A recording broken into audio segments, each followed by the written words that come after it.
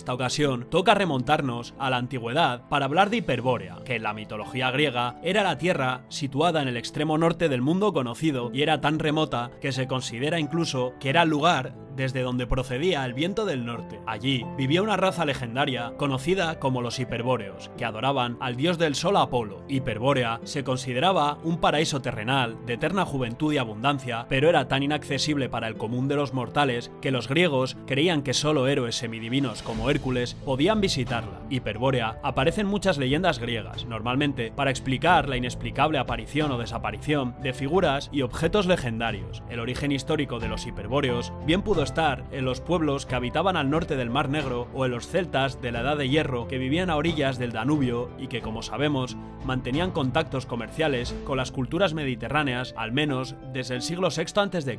Otro candidato para Hiperbórea es la Britania celta. Donde quiera que se situara este lugar en la mente de los griegos, simbolizaba, como la Atlántida, las Amazonas y los centauros, una cultura misteriosa y poco conocida que existía en los confines del mundo conocido. Pues bien, los griegos creían que los legendarios hiperbóreos vivían, como dijimos antes, más allá de lo que ellos consideraban el extremo norte del mundo. El nombre, por tanto, deriva probablemente de Bóreas, el dios del gélido viento del norte en la mitología griega. La lejanía de Hiperbórea no significa necesariamente que los griegos la consideraban la región ártica. Un candidato mucho más probable es la parte de Eurasia situada por encima de la zona poblada por los escitas, al norte del Mar Negro, o Europa central, al norte del río Danubio. Tanto la primera, con sus gentes totalmente desconocidas, como la segunda, con su clima templado y sus bosques muy diferentes de los que los griegos conocían, habrían inspirado fantasiosas historias en la imaginación griega. Ambas regiones comerciaban con las culturas mediterráneas, especialmente con ámbar, originario del Báltico, esclavos y pieles. Otra posibilidad para el origen de los hiperbóreos es la Britania celta, de la que hablaremos más adelante. La primera mención de los hiperbóreos procede de un fragmento del catálogo de Hesíodo, que data de finales del siglo VIII a.C.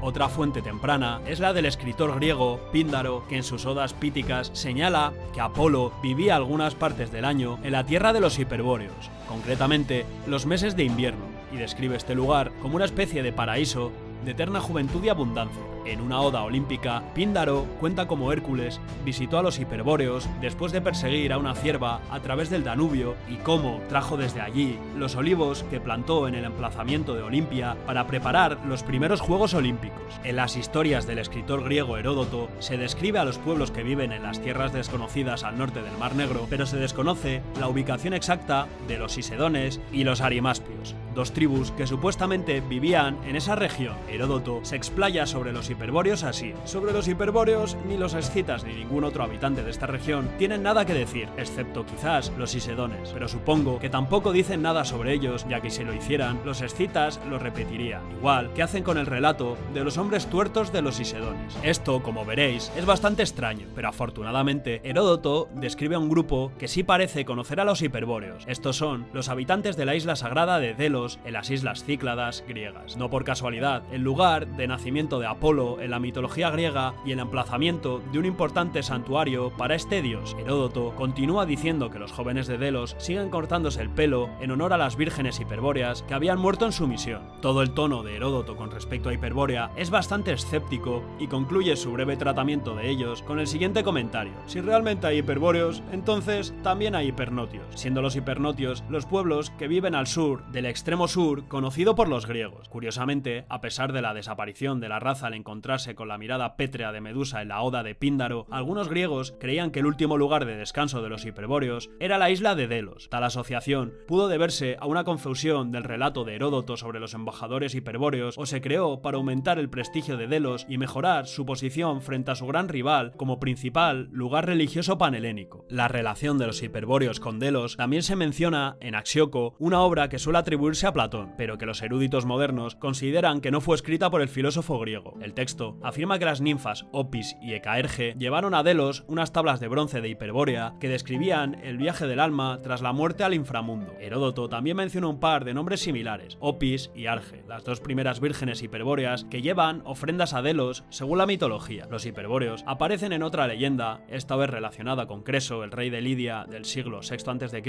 que, según una versión de la historia, fue salvado llevado de su pira funeraria por Apolo y transportado mágicamente a la tierra de los hiperbóreos. Ahora vamos a hablar de Avaris. Las fuentes antiguas mencionan a un personaje concreto de Hiperbórea. Este era Avaris el Hiperbóreo. Avaris vivió supuestamente en el siglo VI a.C. y se cree que estuvo en contacto con el filósofo y matemático griego Pitágoras, y al cual el propio Platón menciona en ocasiones, aunque no se dice nada de él aparte de que tiene un gran encanto. Heródoto también lo menciona brevemente, o más bien se niega a mencionarlo, diciendo: no contaré la historia de Avaris, de quien se dice que fue un hiperbóreo que recorrió el mundo entero llevando una flecha y sin comer nada. En la mitología irlandesa, mucho más moderna, Avaris fue considerado uno de los primeros druidas. Los estudiosos actuales creen que lo más probable es que fuera un chamán ascético de Asia Central, un lugar tan misterioso y lejano para los antiguos griegos como Hiperbórea. Pues bien, llegados a la antigüedad tardía, en este periodo Hiperbórea se asoció con las tribus más conocidas de la Europa central y occidental durante la Edad del Hierro, especialmente los celtas. Sin embargo, ya antes existían pueblos relativamente sofisticados alrededor del Danubio, en el sur de Alemania, contemporáneos de la Grecia arcaica. ¿Se refería entonces Píndaro a los primeros celtas cuando menciona a Hércules cruzando el Danubio camino de Hiperbórea? Ciertamente, los bosques de Europa central coincidirían con la descripción de Píndaro como un lugar con árboles maravillosos. Los enterramientos de estos primeros celtas contienen a veces ejemplos de arte y objetos probablemente fabricados o inspirados en las culturas mediterráneas griegas y etruscas, prueba fehaciente de que hubo contacto entre las culturas del norte y el sur de Europa durante el siglo VI a.C. o incluso antes. Otra ubicación alternativa de Hiperbórea no es la Europa central celta, sino la Britania celta, según Diodoro Sículo, debido a que, como él mismo dijo, ciertamente los días mucho más largos de un verano septentrional podrían explicar la creencia griega de que los hiperbóreos disfrutaban de un sol perpetuo. También explicaría la conexión con un culto particular al dios del sol Apolo, que parece estar relacionado con los hiperbóreos donde quiera que estuvieran situados geográficamente. Probablemente nunca sabremos exactamente dónde estaba esta Hiperbórea para los antiguos griegos, y puede que incluso cambiaran su ubicación con el paso del tiempo para adaptarse a su creciente conocimiento de los diferentes pueblos que vivían cada vez más lejos de su propio mundo familiar del Mediterráneo.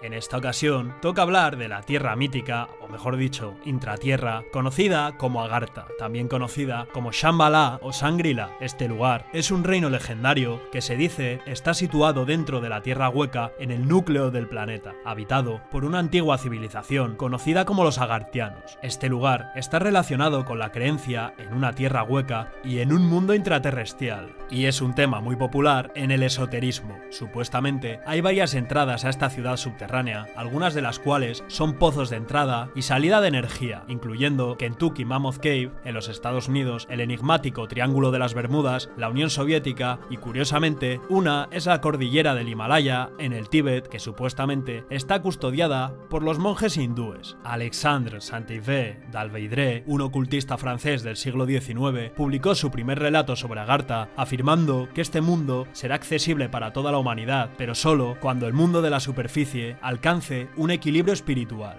Según este hombre, del que hablaremos más adelante, la tierra oculta de Agartha se encuentra muy por debajo de la superficie terrestre, en algún lugar dentro de las cordilleras de los Himalayas. Este enorme complejo subterráneo de ciudades y una población de millones de habitantes está gobernado por un pontífice soberano conocido como el Brahmatma y sus dos colegas, el Mahatma y el Mahanga, que defienden los valores más elevados en su autoridad. Como protectores del conocimiento, toda la sabiduría recopilada a lo largo de los siglos está consagrada en sus enormes bibliotecas de piedra, grabada en pilares con escritura bataniana. Fuera lo que fuese Agartha, se suponía que este reino conservaba una gran sabiduría y conocimientos ancestrales. El uso más destacado de dicho conocimiento era a través de la escritura de 22 letras conocida como bataniano, que mencionamos con anterioridad, de la que se decía que se remontaba a los orígenes de la civilización, exactamente al 51.900 a.C. El bataniano en cuestión era un ejemplo de una lengua primordial o adámica propuesta. también conocido por los nombres de Agartha, Agarthi o Agartha, se asocia a menudo con Shambhala, un reino mítico mencionado en varios textos antiguos como el Vishnu Purana, en el que se afirma que es el lugar de nacimiento de Kalki en la mitología hindú. Otras veces se dice que Shambhala era la capital de Agartha. Los hindúes conocen Shambhala como Aryabhata, la tierra de los dignos o la tierra de los Vedas, y también se la ha llamado la tierra de los dioses vivientes, la tierra prohibida, la tierra de las aguas blancas o la tierra del fuego viviente. Las filosofías antiguas afirman que Agartha fue colonizada por primera vez hace miles de años, cuando un hombre santo condujo a una tribu al subsuelo. Este pueblo, conocido como los agarthianos, posee conocimientos científicos y experiencias muy superiores a los de la gente que vive en la superficie planetaria. Durante mucho tiempo, esta civilización oculta ha disfrutado del avance de la tecnología a un ritmo mucho mayor que el nuestro, incluyendo la iluminación por gas, el ferrocarril y los viajes aéreos. Los agarthianos también desarrollaron su propia religión, de la que se cree que derivó el hinduismo. Su religión inspiró al escritor Lord Dursani a escribir un libro, Los dioses de Pegana, basado en ella. Aunque esta supuesta sociedad agarthiana florece en gran medida en completo aislamiento, se dice que mantienen un cuidadoso registro de los descubrimientos del hombre moderno, incluso desde las regiones más remotas, por medio de una vasta red de túneles que atraviesa la Tierra. Pero a pesar de ello, los agarthianos han evolucionado separados del resto del mundo durante tantos años que han desarrollado dos lenguas que les permiten hablar en dos idiomas diferentes al mismo tiempo. Se cree que el rey del mundo agarthiano da órdenes al Dalai Lama del Tíbet, que es su representante terrestre. Sus mensajes se transmiten a través de ciertos túneles secretos que conectan el mundo interior de Agartha con el Tíbet. Ahora que ya hemos hablado un poco de este mundo, vamos a tratar las leyendas de donde se ha sacado esta información y que tratan este fantástico lugar. Pues bien, pese a que la leyenda proviene del este, por lo que sabemos, Saint-Yves fue el primer occidental que escribió sobre Agartha y lo hizo en su tratado de 1886, Misión del Inde en Europa. Fue escrito bajo la influencia supuesta de varios iniciados orientales, entre ellos un erudito que Saint-Yves había contratado para que le enseñara sánscrito y que se hacía llamar Príncipe Hardich Srafif. Más tarde, sin embargo, Saint-Yves se preocupó, al parecer, por haber revelado demasiado e intentó destruir todas las copias de su libro sobre Agartha, que no volvería a publicarse hasta 1910, un año después de su muerte.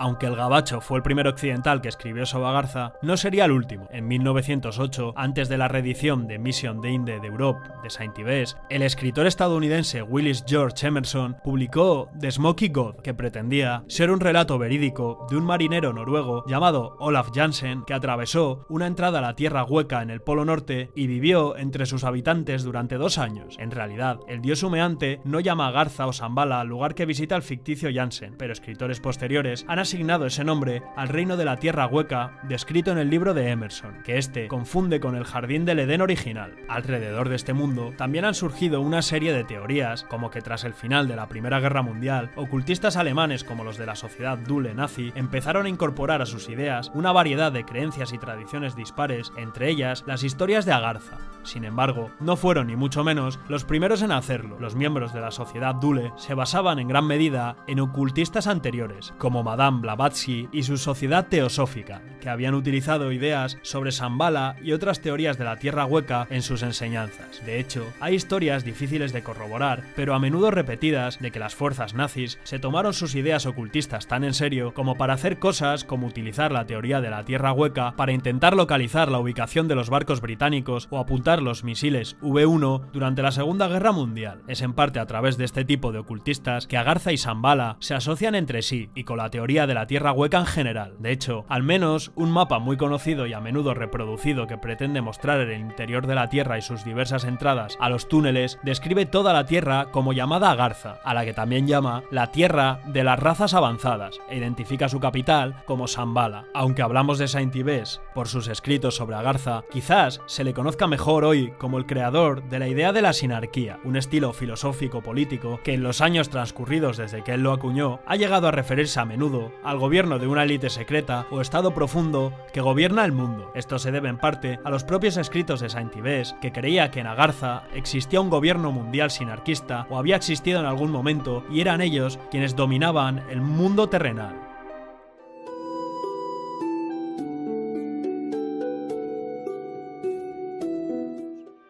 En esta ocasión, y siguiendo con la serie de territorios míticos y desconocidos, toca irnos a la estepa rusa para hablar de la ciudad eslava de Kitev. Pues bien, se dice que Kitev es una ciudad legendaria situada bajo las aguas del lago Svetloyar, en el centro de Rusia. Según la leyenda, la ciudad fue construida por el príncipe Gregory II en el siglo XIII y se volvió invisible cuando fue atacada por los mongoles. Pero, ¿hay algo de cierto en este mito? ¿Y qué puede decirnos sobre la historia y la cultura de Rusia? Pues bien, la leyenda de Kitev aparece por primera vez en un libro anónimo de finales del siglo XVIII, que se cree que se originó entre los viejos creyentes, una secta religiosa que se separó de la Iglesia Ortodoxa rusa en el siglo XVII. El libro, conocido como la Crónica de Kitev, narra la historia del príncipe Gregory II, quien fundó dos ciudades a orillas del río Volga. La última estaba situada a orillas del lago Svetloyar, un bello y sereno paraje rodeado de bosques. La leyenda cuenta que tras conquistar algunas tierras rusas, el gobernante mongol Batu Khan oyó hablar de Kitev, que era el nombre que Gregory II había dado a la segunda ciudad, y ordenó a su ejército avanzar hacia ella. Los mongoles capturaron Kitev, obligando a Gregory a retirarse a Bolshoi-Kitev. Uno de los prisioneros, un traidor llamado Griska, habló a los mongoles de un camino secreto hacia el lago Svetloyar. El ejército de la Horda de Oro siguió a Gregory y pronto llegó a las murallas de Bolshoi-Kitev. Para su sorpresa, la ciudad no tenía fortificación alguna. Sus ciudadanos no tenían intención de defenderse y se dedicaban a rezar fervientemente, pidiendo a su dios su salvación. Al ver esto, los mongoles se apresuraron a atacar, pero luego se detuvieron. De repente, vieron a su alrededor innumerables fuentes de agua que brotaban de debajo de la tierra. Los atacantes retrocedieron y vieron cómo la ciudad se sumergía en el lago. Lo último que vieron fue la deslumbrante cúpula de la catedral con una cruz encima. Pronto solo quedaron las olas del lago. Esta leyenda dio origen a numerosas afirmaciones increíbles sobre esta ciudad perdida. Se dice que solo los puros de corazón y alma encontrarán el camino a Kitev. El camino al lago se continúa llamando a día de hoy, de hecho, Batieya Tropa, que significa el sendero de Batu. Según se dice, a veces se oye el sonido de campanas y gente cantando bajo las aguas del lago Svetloyar. Cuando el tiempo está en calma, algunas historias afirman que las personas más piadosas pueden llegar a ver las luces de procesiones religiosas e incluso edificios en el fondo del lago. Por este motivo, el lago Svetloyar recibe a veces el nombre de la Atlántida rusa. La leyenda de Kitev ha fascinado a mucha gente a lo largo de los siglos, incluidos escritores, artistas, compositores y exploradores. Algunos han intentado encontrar pruebas históricas o arqueológicas de su existencia, mientras que otros la han interpretado como un símbolo de la identidad espiritual y de la mítica resistencia de Rusia. Una de las obras más famosas inspiradas en Kitev es una ópera de Nikolai Rimsky-Korsakov titulada La leyenda de la ciudad invisible de Kitev y la doncella Febronilla. La ópera combina dos leyendas rusas, la de Santa Febronilla de Murom, una mujer santa que curaba a personas y animales con sus oraciones y hierbas, y la de Kitev. En la versión de Rimsky-Korsakov, Febronilla es una doncella del bosque que se enamora del príncipe Vsevolov, hijo de Georgi. Es capturada por los mongoles y reza para que Kitev se salve de su destrucción. Su plegaria es escuchada y termina reuniéndose con Vsevolov en el cielo. Otra obra famosa basada en Kitev es una novela de Pavel Basov titulada El cofre de Malakita. Basov era un escritor que recopilaba cuentos populares de los Urales y los relataba a su manera. En su novela presenta un personaje llamado Taniushka, una chica que tiene el don de ver cosas ocultas. Ve en Kitev una ciudad brillante bajo el lado Svetloyar e intenta llegar a ella con su amante Danila, un maestro artesano. Sin embargo, una misteriosa fuerza que custodia la ciudad se lo impide. Algunos investigadores han intentado encontrar pistas históricas o geográficas sobre la ubicación y el origen de Kitev. Una teoría es que Kitev era en realidad Gorodets, ciudad fundada por el príncipe Yuri Dolgoruki en 1152, más de 30 años antes del nacimiento de Georgi. Gorodets fue saqueada por los mongoles en el 1238 y nunca recuperó su antiguo esplendor. Según otra teoría, Kitev era un asentamiento fortificado a orillas del río Kesnesets, cerca del lago Svetloyar. Este asentamiento fue destruido por un corrimiento de tierras o una inundación y quedó sumergido en el lago. Una tercera teoría es que Kitev era el nombre colectivo de varias ciudades y aldeas abandonadas o destruidas durante la invasión mongola. Algunos arqueólogos han realizado exploraciones submarinas en el lago Svetloyar con la esperanza de encontrar rastros de Kitev. Sin embargo, no han encontrado pruebas concluyentes de una ciudad hundida. Solo han descubierto algunas formaciones naturales como rocas y troncos troncos de árboles que podrían parecerse a edificios o muros desde la distancia, lo que pudo suponer confusiones para algunos pescadores. También han encontrado algunos artefactos como cerámica y monedas que datan de distintas épocas y podrían haber sido traídos al lago por peregrinos o turistas. La leyenda de Quités ha sido interpretada de distintas maneras por diferentes personas. Algunos la consideran un hecho histórico, mientras que otros, la gran mayoría, la ven como un mito o una metáfora. Algunos lo ven como una fuente de orgullo e inspiración, mientras que otros lo ven como un signo de pesar y nostalgia. Una posible interpretación es que Quités representa el ideal del patrimonio espiritual y cultural de Rusia, amenazado por invasores extranjeros y conflictos internos. La invisibilidad de la ciudad simboliza su trascendencia e inmortalidad, así como su inaccesibilidad para los indignos u hostiles. La inmersión de la ciudad en el lago simboliza su sacrificio y martirio, así como su preservación y protección. Las campanas y luces de la ciudad simbolizan su esperanza y su fe, así como su comunicación y conexión con quienes la buscan. Otra posible interpretación es que Quités representa la realidad de la diversidad histórica y geográfica de Rusia, a menudo ignorada o suprimida por las autoridades e ideologías centralizadas. La invisibilidad de la ciudad simbolizaría su marginación y aislamiento, así como su resistencia y autonomía. La inmersión de la ciudad en el lago simbolizaría su desaparición y su olvido, así como su adaptación y supervivencia. Las campanas y luces de la ciudad simbolizarían, por tanto, su memoria e identidad, así como su expresión y creatividad. En fin, que la leyenda de Quités es un ejemplo fascinante de cómo los mitos pueden reflejar e influir en la historia y la cultura de una nación. Muestra cómo las historias pueden crear y mantener un sentimiento de pertenencia y significado para las personas que lo comparten. También muestra cómo los relatos pueden desafiar y cuestionar las narrativas y perspectivas dominantes que conforman nuestra comprensión de la realidad y perspectivas dominantes que conforman nuestra comprensión del mundo.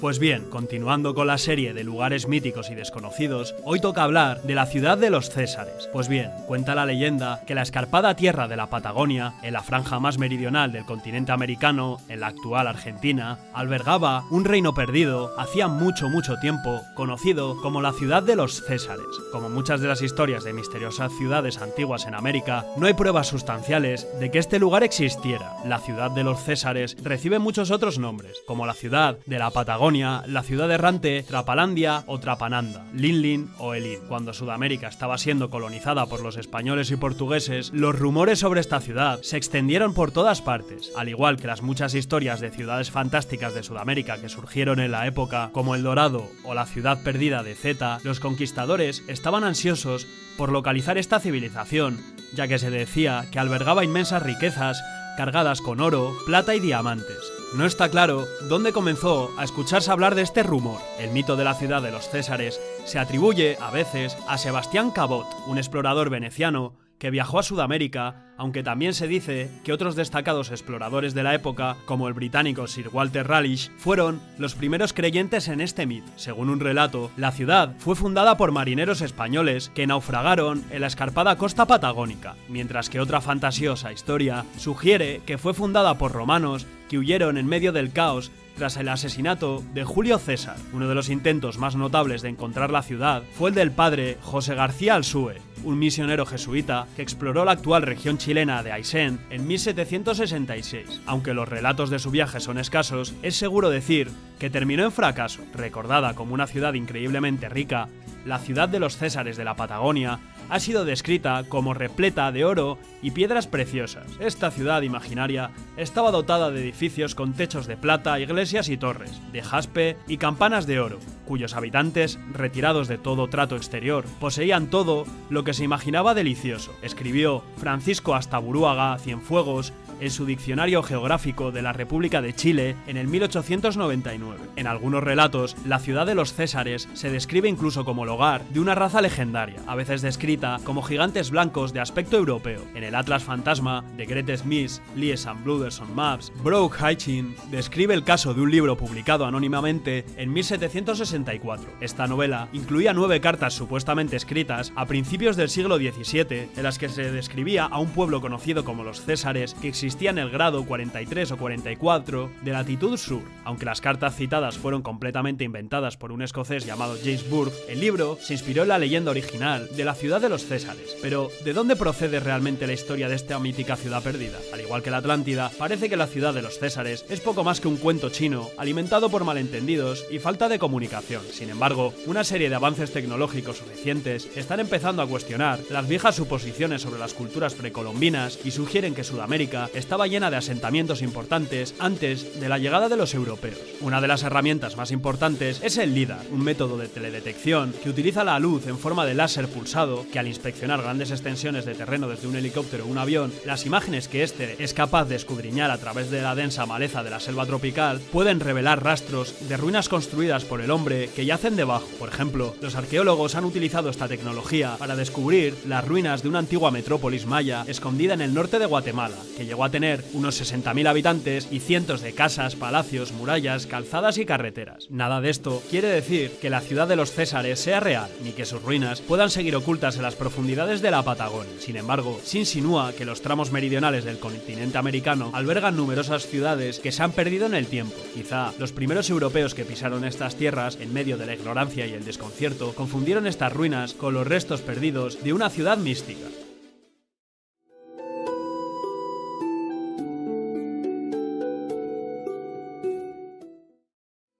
En esta ocasión, toca continuar con la serie de territorios y civilizaciones ocultas. Pues bien, la mítica isla perdida de la Atlántida no es la única gran civilización que supuestamente se hundió bajo el mar. En el siglo XIX, un grupo de científicos serios, nada de los típicos ocultistas de turno, barajaron la idea de que en el Océano Índico debía haber existido un continente perdido. El continente hundido recibió el nombre de Lemuria, y lo que empezó como una teoría científica poco rigurosa acabó atrayendo a todo tipo de verdaderos creyentes, desde ocultistas victorianos hasta nacionalistas indios. Como podremos observar a través de este vídeo, este lugar es bastante similar al continente de Mu, del que ya hicimos un vídeo en el canal, así que probablemente, si habéis visto ese vídeo, muchas cosas os suenen. Pues bien, la historia de Lemuria comienza con un zoólogo británico llamado Philip Sclater, que escribió un ensayo en 1864 titulado Los mamíferos de Madagascar. En él, Sclater se preguntaba cómo Madagascar, una isla situada frente a la costa oriental de África, podía albergar docenas de especies de lemures pequeños, mientras que los continentes enteros de África e India tenían lo que Sclater creía que eran tan solo unas pocas especies de lemures. De hecho, África y la India no tenían lemures en realidad, pero Sclater agrupó a algunos otros primates de ojos grandes como lemures, incluidos los loris y los gálagos. En cualquier caso, esto fue mucho antes de que la tectónica de placas y la deriva continental fueran palabras familiares. La tectónica de placas no cobró fuerza hasta la década de 1920, así que la mejor conjetura de Sclater era que los lemures se originaron en Madagascar y migraron a África y la India a través de un vasto puente de tierra del tamaño de un gran continente. Propongo el nombre de Lemuria, escribió Sclater, bautizando el hipotético continente con el nombre de sus peludos amigos.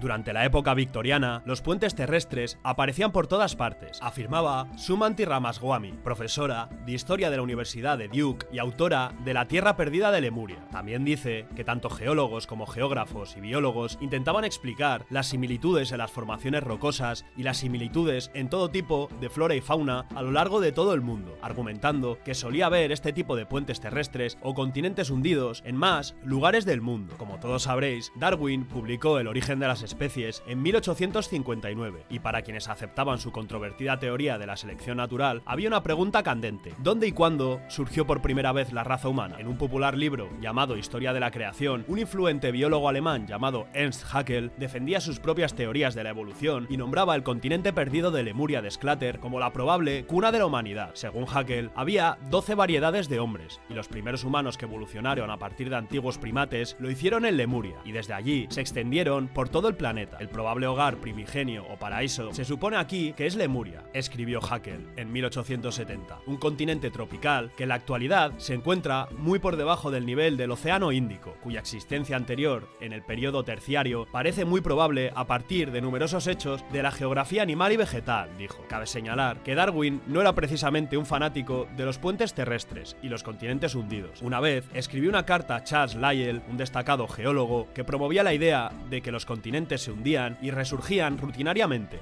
en la que le decía: si existe una región inferior para castigo de los geólogos, creo, mi gran maestro, que usted irá allí. Algo que fascinó a Ramaswamy sobre Lemuria fue cómo este teórico continente perdido entró en la imaginación popular de finales del siglo XIX y empezó a cobrar vida propia. Porque la pregunta es, ¿qué ocurre cuando el conocimiento científico sale del ámbito de la ciencia y se difunde en la sociedad general? ¿Cómo se retoma y reelabora este conocimiento? Probablemente el geólogo Sclater nunca imaginó que su hipotética tierra de los lemures sería adoptada por Elena Blavatsky, una ocultista rusa del siglo XIX y cofundadora de la Sociedad Teosófica. Los teósofos creen que ni la ciencia ni la religión han captado toda la verdad sobre los orígenes de la Tierra y la humanidad, pero a través de dones psíquicos, personas como esta Blavatsky pueden acceder a la sabiduría perdida. En su libro de 1888, La doctrina secreta, Blavatsky explicaba cómo los humanos modernos son los últimos de una antigua línea evolutiva de 7 razas originales. Lemuria, decía Blavatsky, fue el hogar de la tercera raza original, humanos gigantescos que una vez fueron hermafroditas y ponían huevos, antes de evolucionar eventualmente hacia los órganos sexuales distintos. Ah, bueno, y como curiosidad también decía que los dinosaurios vivían allí. A partir de esto, Lemuria se vio envuelta en ideas New Age de civilizaciones perdidas, como comentamos antes, el caso de Mu, donde seres espirituales muy evolucionados vivieron en paz y en perfecta armonía. Estas ideas, de hecho, persisten aún a día de hoy en ciertos círculos. Finalmente, la leyenda de Lemuria daría un último giro inesperado. Cuando la India era colonia británica, a los etnólogos británicos les fascinaba intentar rastrear la ascendencia de los diversos grupos raciales y étnicos de la India, especialmente los pueblos de habla dravidiana, al sur del país. Una teoría del siglo XIX era que los dravidianos, una antigua familia lingüística que incluye el tamil, surgieron en Lemuria. El pueblo tamil recogió la especulación colonial de que los dravidianos procedían de Lemuria y la combinó con mitos ancestrales tamiles sobre Kurami Kadamman, una civilización tamil perdida que existía en el Océano Índico. Esto alimentó el nacionalismo tamil, en el que los tamiles ven su lengua como la más antigua y a los tamiles como el pueblo más antiguo y civilizado de la Tierra. Incluso hoy, muchos tamiles hablan de Lemuria como una civilización perdida similar a Wakanda, en un vasto continente que ahora se encuentra en el fondo del mar. Lemuria ofrecía a un pueblo colonizado la posibilidad de recordar con nostalgia a una época en la que eran la mayor y más grandiosa civilización de la Tierra antes de ser oprimidos por sus colonizadores.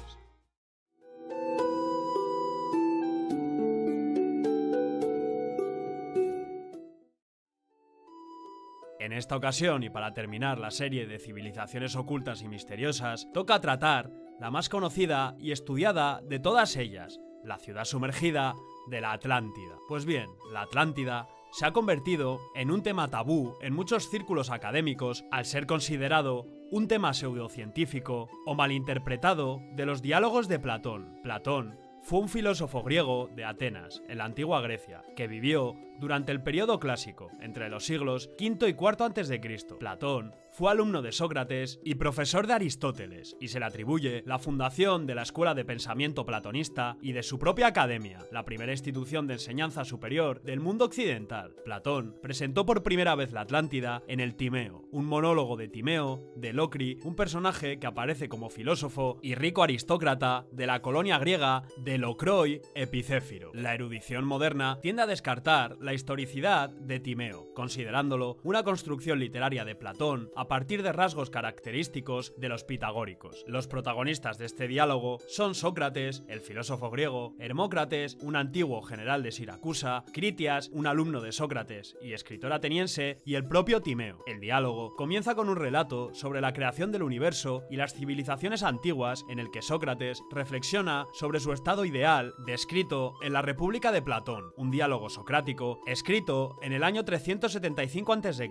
Como ejemplo perfecto, Critias procede a relatar el viaje de Solón a Egipto en algún momento del siglo VII a.C., 300 años antes de la ambientación del diálogo. Solón fue un estadista ateniense que intentó legislar contra la decadencia política, económica y moral de la Atenas arcaica. Tras completar sus reformas, según Heródoto, visitó al faraón Amasis II en Egipto y discutió de filosofía con Xenofis de Heliópolis y Sonchis de Sais. Su viaje también le llevó a la antigua ciudad de Sais, en el delta occidental del río Nilo. Heródoto afirma que la tumba de Osiris se encontraba allí, mientras que el historiador de la antigua Grecia, Diodoro Sículo, más conocido por escribir la monumental Historia Universal, atribuye la construcción de Sais a los antiguos atenienses antes del Gran Diluvio. En la época de la visita de Solón, Sais era la capital del antiguo Egipto durante la dinastía 26 y contaba con un gran culto en el templo de Neith, diosa asociada a la creación, la sabiduría, el tejido y la guerra. Según Critias, fue aquí donde se escribió por primera vez la leyenda de la Atlántida. Los sacerdotes del templo relataron a Solón la caída de la civilización 9000 años antes. Según la cronología de los sacerdotes, la Atlántida se sitúa en el 10º milenio antes de Cristo, al comienzo de la transición del Paleolítico al Neolítico, pasando por el Mesolítico intermedio. Los pueblos prehistóricos empezaron a desarrollar la agricultura y comunidades complejas que construyeron monumentos como Göbekli Tepe y Halam Shemi Tepesi, ambos en el sureste de Anatolia, y el yacimiento de Starkar en Yorkshire, en Inglaterra. Platón amplía la historia, diciendo lo siguiente: pues se cuenta en nuestros archivos que hubo una vez que vuestro estado detuvo el avance de una poderosa hueste que, partiendo de un punto distante del océano Atlántico, avanzaba insolemnemente para atacar a toda Europa y, por añadidura,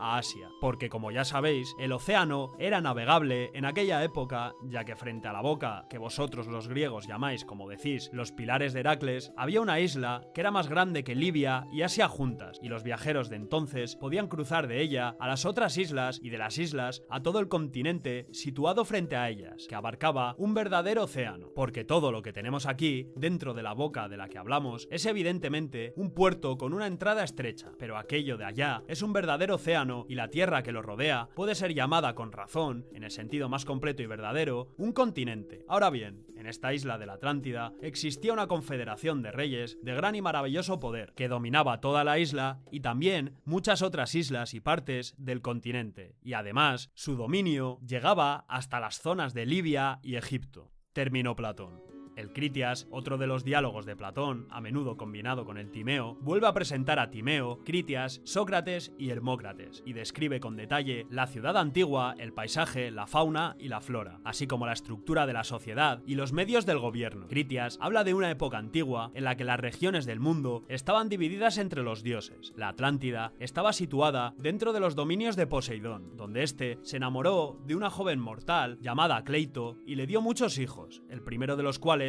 se llamó Atlas, rey de todo el reino insular y del océano. Los atlantes construyeron una gran metrópolis, rodeada de cuerpos de agua concéntricos conectados al mar por un gran canal. En el centro había un gran palacio sobre una pequeña montaña que contenía un templo sagrado dedicado a Cleito y Poseidón, y estatuas de oro de todos los descendientes de los 10 reyes y de sus esposas. En el diálogo, Critias señala las virtudes de los atlantes. Durante muchas generaciones, mientras duró en ellos la naturaleza divina, fueron obedientes a las leyes y bien afectos al dios, cuya semilla eran, porque poseían espíritus verdaderos y en todos los sentidos grandes, uniendo la gentileza con la sabiduría en las diversas oportunidades de la vida y en su trato mutuo. Despreciaban todo menos la virtud, preocupándose poco por su estado de vida actual y pensando con ligereza en la posesión del oro y otras propiedades, que solo les parecían una carga, ni se embriagaban con el lujo, ni la riqueza les privaba de su autocontrol. Terminó Critias. Con el tiempo, la divinidad de los atlantes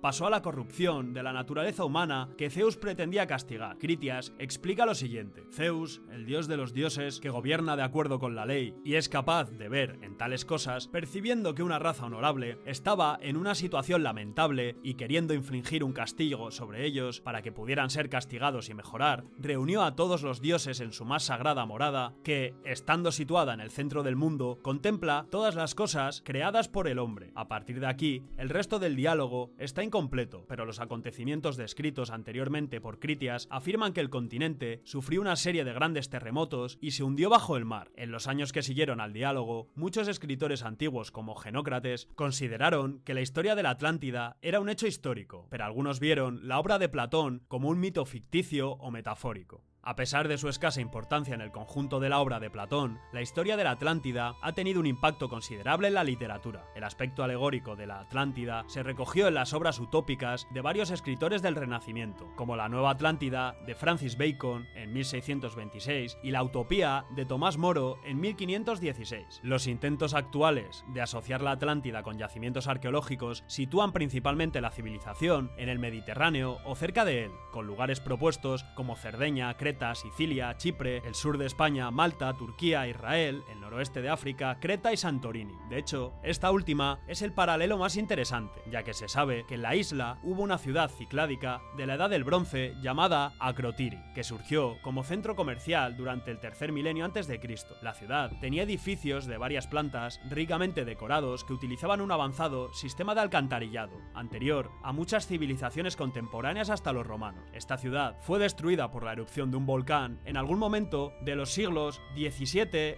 o XVI a.C., que devastó la ciudad y las comunidades de las islas cercanas con terremotos y tsunamis. Algunos historiadores especulan que la destrucción de Akrotiri inspiró la historia de la Atlántida de Platón, tomada de relatos orales y leyendas transmitidas a lo largo de los siglos. Y hasta aquí el vídeo, espero que os haya gustado y nada, no olvides dejar tu like y suscribirte y eso, nos vemos en la próxima.